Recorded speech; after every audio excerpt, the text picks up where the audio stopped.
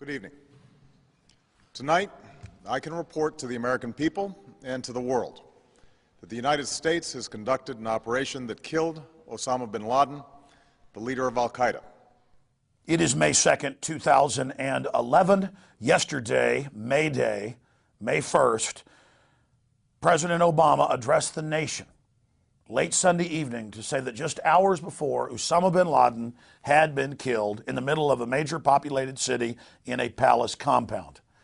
My friends, this is a complete and total hoax, and we predicted with total precision, with inside sources, going back more than 8 years ago, exactly what would happen. It's on record that Steve Pieczenik, who worked as the top deputy to Henry Kissinger, and who also is a high-level Council on Foreign Relations member, was interviewed back in April of 2002 and said that bin Laden was dead and that was on ice, and that in the future he would be used at a politically expedient time to bolster the government in the eyes of the people. Mr. Pieczenik, extremely high-powered. Here's the quote. "I worked with Osama bin Laden," Pieczenik told Jones, adding that he later turned terrorist hunter during subsequent administrations. And then he went on from that point. This is just a few months after 9/11, early 2002, to break this down. Now, I was the first to ever have an insider come out and say this. Then Madeleine Albright in 2003, on December 17th, went on Fox News program and said that he was dead and on ice, and that the Bush administration was thinking about rolling him out during the 2004 election if they needed it.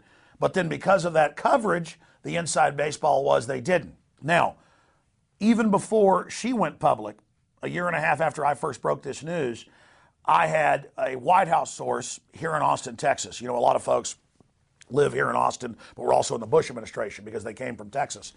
Bush had just been governor here. And I was told by an extremely high-level White House source this information.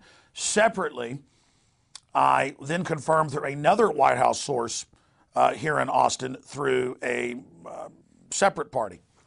Ladies and gentlemen, this was completely staged. All right, there's the whole CIA background of Osama bin Laden. There's the fact that it comes out that Anwar al-Awlaki, that his number two, running all these terror attacks, is hanging out secretly at the Pentagon.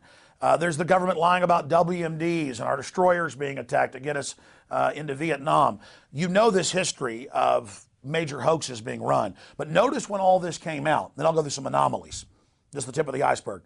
This all came out right at the time that Obama's approval rating was dropping like a rock, an all-time low this far into a president's administration, as the dollar's dropping, as support for Iraq, Afghanistan, Libya, and the drone attacks in Pakistan was imploding, right as the Pakistanis were threatening to kick the U.S. out of Pakistan and to kick their drones out. Right as this happens, there's this big propaganda victory, and what do? They take the body and throw it in the ocean, they say. Do you really believe that? No one is buying that. I've been listening to talk radio last night, this morning, even conservative stations that want to buy into this propaganda. No one is buying that. They've thrown his body in, but don't worry, they have a DNA test, and they have a face scan so they know it's him. This is the same government where the CIA agents last year admitted in the Washington Post that they created fake bin Laden videos.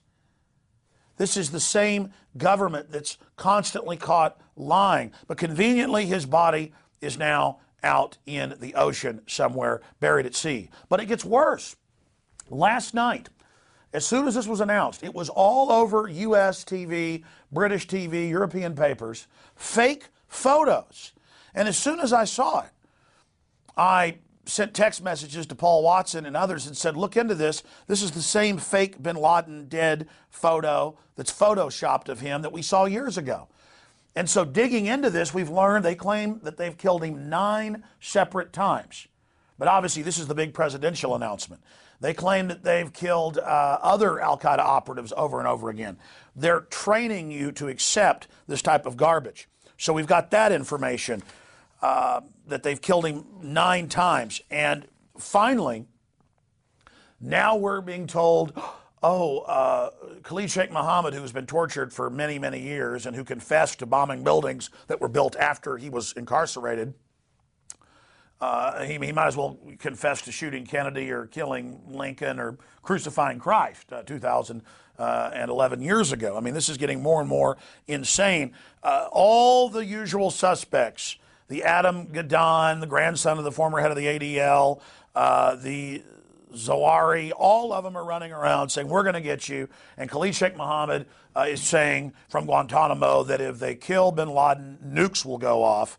And then meanwhile, you've got our media reporting there could be 160 nukes. I mean, does anybody believe this? This is going to be used to launch more wars, to say, see, we're winning, and to have a bigger domestic crackdown to protect us from the terrorists hiding under every table. Make no mistake, we got sent over 2 years ago, the Homeland Security MIAC reports, 90+% of the Homeland Security activity is against gun owners, conservatives, libertarians, in the fetters, people that understand the real enemy of this country are the offshore banks that have come in and taken over this nation. So right as our country's being imploded, right as the world government's being announced, right as we go into the Depression, here's this PR move about, boy, we're walking a little taller today, got a spring in my step. It's all a wag the dog Hollywood production. My friends, we'll continue to cover all the other developments. There's so much more at Infowars.com, on the live radio show, and the video feed at PrisonPlanet.tv. So continue to watch Infowars.com and PrisonPlanet.com. We've got about 1 million people roughly hitting the site an hour right now. This is the biggest news story we've ever been involved in, obviously, as the whole world is looking for answers to what's happened. But that's just some of the points, and more anomalies are coming out. And they announced this on a Sunday night, so they dominate the news cycle this week. But already people are not buying into it across the board. It is a fairy tale. If you believe this, then I got a bridge I'm wanting to sell you. And I've got some oceanfront property in Arizona. Again, continue to be skeptical, continue to research, and understand that we have all the inside sources. And then Bear, the former CIA commander, all of them on record saying he was dead a long time ago. They've known this. He was a convenient boogeyman. Remember Bush saying, I don't care where he is. I'm not worried about him. And now they're basically just announcing this to signify not the end of the war on terror, but to basically bring in false flag attacks or the threat of attacks as a pretext to relaunch and expand the police state that's been set up for the American people. Visit Infowars.com and PrisonPlanet.com. When you're on the site, you can also tune in 24 hours a day to my daily radio broadcast. There's also a free iPhone app to listen to the syndicated radio show when and where you want.